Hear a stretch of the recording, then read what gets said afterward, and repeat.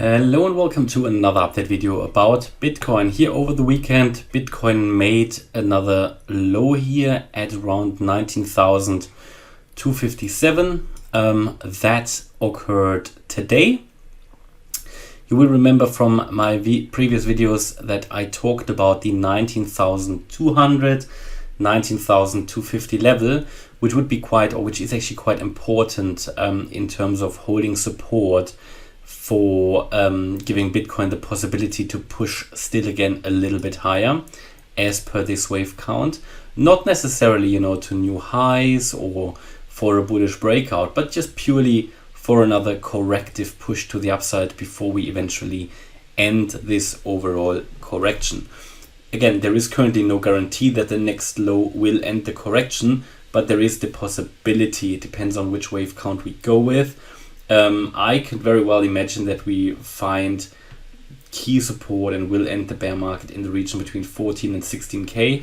This particular wave count that we have on the chart at the moment would allow Bitcoin to, well, maybe not even drop below 17k.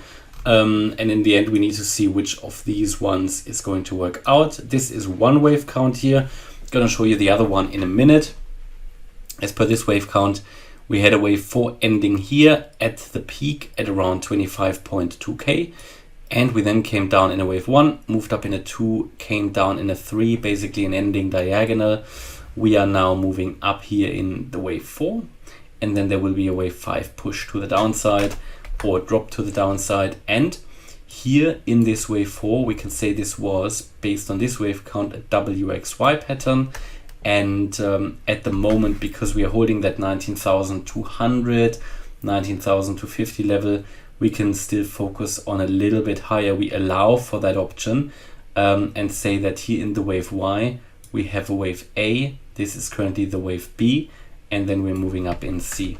The point why that is at least possibility is because the wave Y is a 3-wave move. We can say here that this was a wave A high.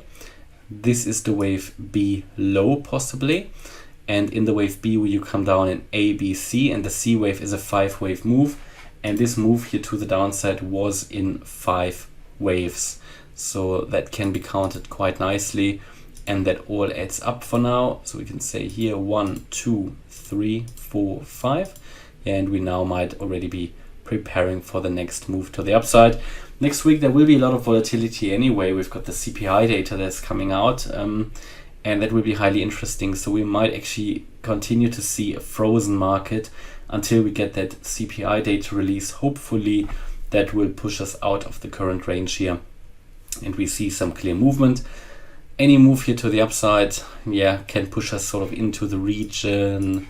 Let's just look at that. We take the length of the wave W and target around 20.7k based on this wave count. The 1.618 extension would certainly be a likely target. Another possibility would be if we just say this was an A, this a B, we might look at 21,285, the 1-to-1 ratio between waves A and C, or even all the way up to 22.5k, but then that is actually not possible because then the WXY would not work out. It would be too much for a wave Y. So disregard that, but $21,300 would certainly be a possibility still based on the ABC, even though here the wave Y would be pushing quite a lot. So I'd rather not go with that one, would be a bit too much of a push here. But yeah, that's where we are. And the other wave count is this one, fairly similar. It's just that we don't count wave 3 as complete. We count it a bit different. We say this was wave 1, this here wave 2. We are coming down in wave 3 right now. Then there will be a wave 4 to the upside and a wave 5 down. And here in the wave 3, we have an A, B, C. As per this wave count, you can also count this as WXY. It wouldn't make a great difference. So basically go along with the wave count on the other chart. But here on this chart, I'm illustrating also the other possibility where we could be coming down straight away. And that would be if we drop below that $19,200 level, because it would then be a breakout to the downside basically. Important as well here, don't underestimate that 18,950 level. That swing low, and then the confirmation for a breakdown would be here the 18,470 level. and then we could come down here into the region around 15 to 16k basically. So Bitcoin on this chart, if we draw here a trend line, you get to something like an ascending wedge, out of which we broke to the downside, and it could very well be that Bitcoin is heading south next. We are below the 50-day moving average, which is here highlighted in yellow. Let's also take a look at where we are with the moving average, the 20-day moving average. I always think it's a very relevant one, because the 20-day moving average gives us actually a good indication of where we are in terms of the daily trend.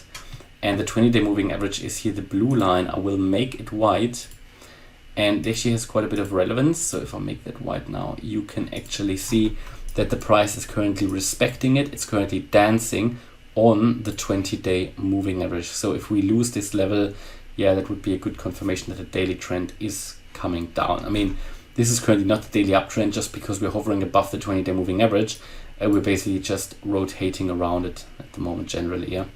So they're getting closer to each other as well.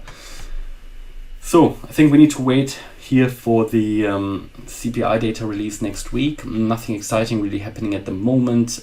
Both possibilities, still there is short-term upside potential, but any upside potential, any upside here, I'm currently going to treat as corrective, not impulsive. Impulsive would mean we have a chance to break out, and so I treat it as corrective until we really break above that green target area, that reversal area. If we break above the 22.1k level, then for me the overall context of the chart will flip bullish. Good, but this is my update about Bitcoin. Hope you liked the update. If you did, please hit the like button, leave a comment and subscribe. And if you really like the content, please check out the channel membership. Thanks a lot for watching. Bye bye.